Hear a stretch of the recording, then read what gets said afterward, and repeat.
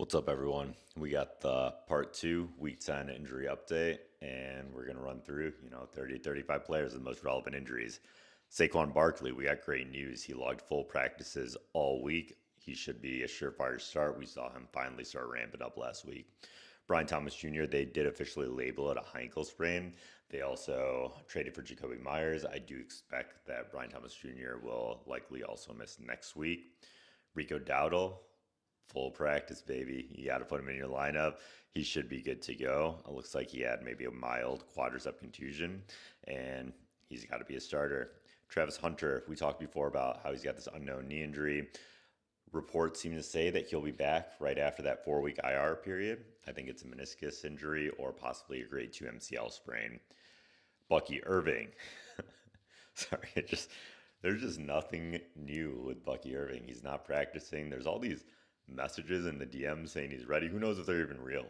Like, why is he just saying all these messages and then just, not even showing up to practice? So I question the veracity of these messages. Aside from that, Chris Godwin, also not practicing, also ruled out very early in the week. I'm anticipating that he's going to be out for a couple weeks as well. And we've already talked about how he's still recovering from injury, in my opinion. So he's going to be not a great starter, in my opinion.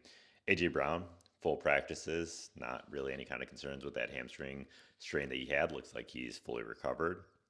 Jayden Daniels, I talked about before how I didn't think he was going to be out for the season, and it sounds like early reports are they said that he has no ligament damage, and that's pretty hard to believe. You pretty much there's ligament damage in almost every single elbow dislocation. Now, it might not be severe ligament damage, and it doesn't seem to require surgery, but to say that there's no ligament damage, which when the ligaments are holding that bone in place and for it to completely dislocate out requires a tear is kind of interesting. So I do think Jayden Daniels has ligament injury, but not necessarily anything that's going to keep him out long term.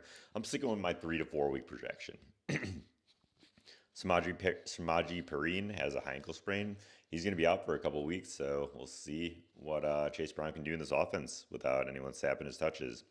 Joe Mixon. So one of my boys was down in Austin, and word on the street in that community is that Joe Mixon suffered a non-football injury and tried to possibly get surgery outside of the team's knowledge, and then the surgery got messed up, and that's resulting in this road recovery. This is all hearsay, by the way, so it's just from an unverified source in Texas. Just people are just talking down there, but it just kind of adds some interesting information to the mix there.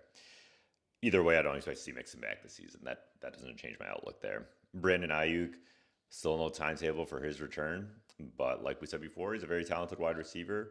And if you have no one else to put in your IR slot, he was on my do not draft list in the beginning of the season. But at this point in time, you can stash him if you got space on IR. I wouldn't be taking up an actual bench space for him.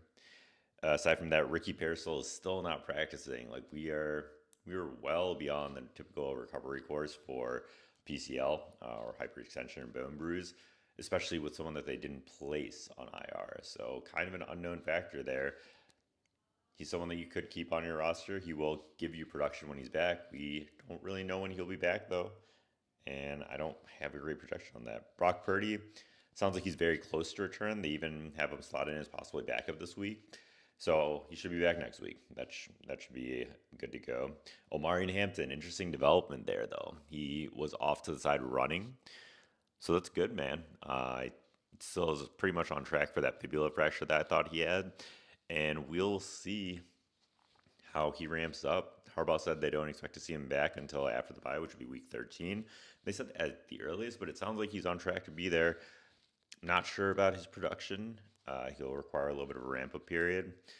At this point in time, you should hold on to Hampton, though, with him returning back to the field, back to practice, at least on the sideline. Jayden Reed, we talked before, should be back around week 12 and should have had adequate time for recovery. If I had the choice between him and Christian Watson, I'd be going with Christian Watson, though. DeAndre Swift, full practice on Thursday, didn't practice on Friday due to a personal issue. I do think he plays this week, but I do think it'll be a split backfield. I think he's worth the start, though. The Giants have been porous against the run, so I think 2 running backs could feasibly put up decent numbers. Mnangagwa and Swift. Quinshon Judkins is in a great spot. He's practiced in full, I believe. He should be okay, cleared from that AC joint, and I would definitely be starting him. Josh Jacobs has been playing through a calf issue, but he has been doing really well. And I would be okay starting Josh Jacobs as well. Not really concerned there. Trey Benson has been a hold for me. I've said you should keep him on your IR slot, and he should be back around week 11 is a possibility, but week 12 if not there. Aside from that, Garrett Wilson, full practice, hyperextension injury, back way sooner than Pearsall. Garrett Wilson's a start. You got to keep him in your lineup. He's a stud. Rhamondre Stevenson is missing this game with turf toe. This is his second missed game, and as we've seen before, turf toe can be quite a fickle injury. I would say that they ruled him out, I think, relatively early this week too. Like it wasn't a Friday rule out or anything like that. So I would say that Rhamondre is erring on the side of missing the following week too. Aaron Jones is yeah, he was upgraded on Thursday, and he practiced limited capacity, so he should be out there this week. I would be okay starting him, I would say. J.K. Dobbins, I think that he has a midfoot sprain, and it seems a little bit concerning because they asked for a second opinion from the surgeon. Went over that in a shorts video today, so if you want, you can check that out in further detail. But yeah, I do think that J.K. Dobbins is looking for upcoming multi-week absence, so maybe RJ Harvey will start showing some stuff. He's had a couple of games, we'll see. Harold Fannin had a hamstring injury, and he didn't practice, and then he returned to limited practice. Very surprising, to be honest, with hamstring injuries. So he does have a really good shot at playing. I would be looking for him to play this weekend with him logging limited practice. Aside from that, James Cook, I kind of messed up on that take earlier this week. He practiced right after I dropped this video. I did drop an update video immediately afterwards saying that he's practicing, and I pinned a comment saying that he's practicing. So always check for my pinned comments, check for my follow-up videos and stuff like that if you're planning on making moves. But James Cook looks like he is going to be playing this week, and he should be a good start as well. He had an ankle injury, but it looks like it was a low ankle sprain. Tetairoa McMillan, hamstring tightness twice over the preseason, and then hamstring causing a mispractice this week, but then he returned to limited practice. Very surprising. Looks like he's trending towards playing. No definite reports. Definitely have a backup option in place. Darren Waller went on IR on the 22nd of October with a pectoral injury. Sounds like it was maybe a mild partial tear, because anything more significant would not, most pec injuries knock players out for the season.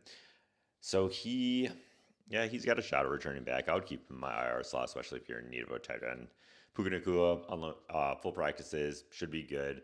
Mild pain limitation, but he's played through those before, put up really good numbers. I wouldn't be veering away from him. Brenton Strange had a hip injury and was placed on IR. He should be expected back around week 11. Sounds like it was a pretty significant grade 2 quad strain just based on how long he was held out for just a general hip injury. Those are usually what those tend to be. But yeah, Brenton Strange is someone that you should probably keep in your IR slot as well, because you're probably needing a tight end. Everyone does. There's not a great market out there. That's it. That's the rundown. Finished a little bit early today. Good luck tomorrow.